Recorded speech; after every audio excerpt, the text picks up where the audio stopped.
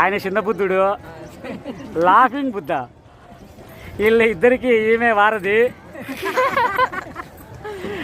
ఈమె చిరునవ్వుల చిరునారి. ఈయన నాకు జన్మనిచ్చిన ఫాదరు,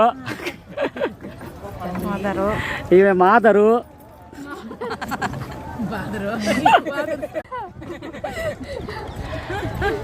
అందరినీ కలిపి నవ్వించే బాదరు. ఇది త్రివేణి సంగమం అండి. పుష్కర ఘాట్కు వెళ్ళేసి పుష్కరాల స్నానం చేసేసి మళ్ళీ తిరిగి వద్దాం. పెద్ద కష్టమైంది. ఇవన్నీ త్రివేణి పుష్కరాలకు, త్రివేణి సంగమంలో స్నానం చేయడానికి పోతున్నాయి. ఇక్కడ పెంగ్విన్స్ కనిపిస్తాయి, పట్టపొక్కలు అయితే రాత్రులు కనిపించవండి. ఇప్పుడు మనం రాత్రులు వెళ్తున్నాం కాబట్టి వాటిని చూడలేము. ఇది బాదరాయనరాలు.